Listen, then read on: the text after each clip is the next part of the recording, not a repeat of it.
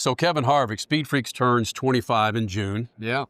And I'm sitting at these tables going, damn how far we've come. You're being inducted into the Texas Motorsports Hall of Fame. Yes. Have we officially jumped the shark now that either I've been around too long or you've been around too long that I'm sitting here watching you get inducted to another Hall of Fame? Well, when I'm telling stories from 1997, you know that we've probably been around too long, but I wouldn't trade it.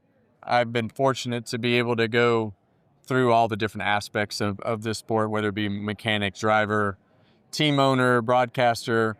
I've really enjoyed the path to get to the TV booth. Yep. And, you know, I think when you look at it from the other side of the glass and are able to take in, especially moments like this today when you're getting inducted to be honored, it lets you go back and reflect on those things. I wasn't very good at that as a driver and a competitor, because it was always about, what do I have to do for next week? What do I need to be better? What do I need to do? Who do I need to communicate with? And now it's just a much more relaxed atmosphere to be able to enjoy the past and the things that we've been able to accomplish. That's the difficult thing for me, being an older father of 11-year-old. You've got Keelan at 12, and of course Piper, is being able to compartmentalize and enjoy instances like this as they're growing up. So you're saying now that you're out of the car, you're able to really absorb and sponge all these cool things that are happening to you now versus when you were 30? I did, yeah. Right? I mean, I cared, but the only thing I cared about was winning. Mm-hmm. And then you go home and you put the trophy away, and Monday, or most likely you would just move on to the next week, and you'd celebrate a little bit with your team, right. Maybe for a lunch or something, and then it was right back to work. And I think for me, we were sporadic with the success, the first 13 years with everything that we did. And really, when that spun into SHR, and we were so successful with everything that we did, you just didn't want it to end. Yep. Because I knew how hard it was to put that group of people together and experience the things that we were experiencing from 14 to all the way to the end. Was just something that was different.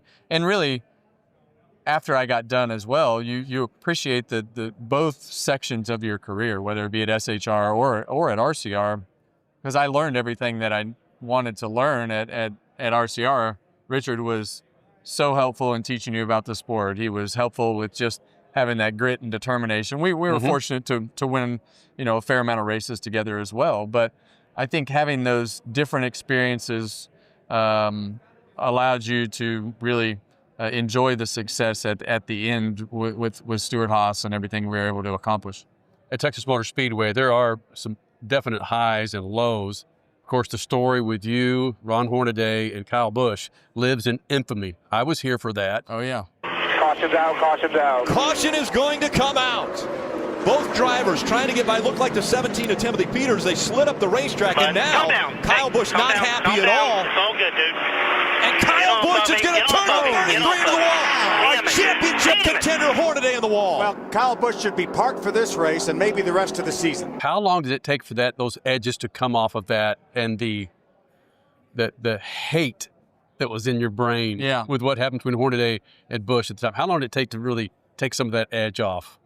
I think that the edge comes off, really the edge comes off probably faster than you think. Mm-hmm.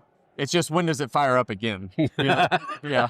Usually you can get over things, but with Kyle, it was always the next thing. Mm-hmm. It was always the next moment. It was always, because we both raced in the front so much and competed so hard and just always wanted to beat the other so bad, whether it was Ron driving my truck or his guys driving his truck or us racing against each other.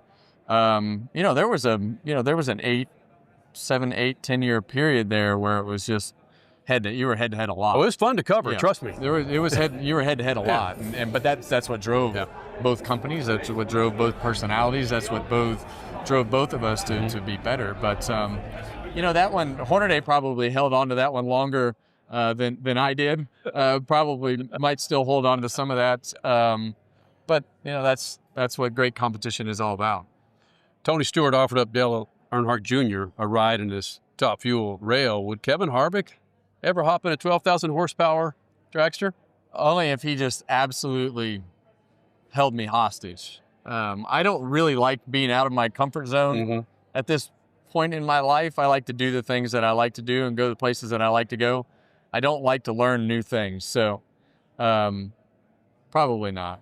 I'll drive my late model, and that's almost outside of my comfort zone at this point. But I'll do that for fun. But I don't know that I would do the rest of it.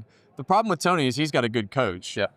And he had been around it a long time before he got into the position that he's in. So he wasn't as good as he is today. It took him a while.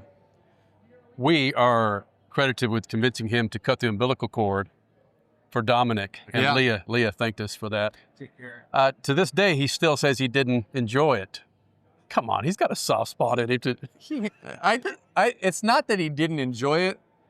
He still got a little bit of that tough guy mentality that he was afraid he was going to pass out when he saw the blood, I'm sure. Mm-hmm. And that's his soft spot, is he is weak in several ways.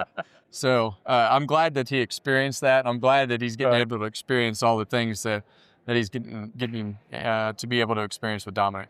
Thank you, man. No problem. Thank you.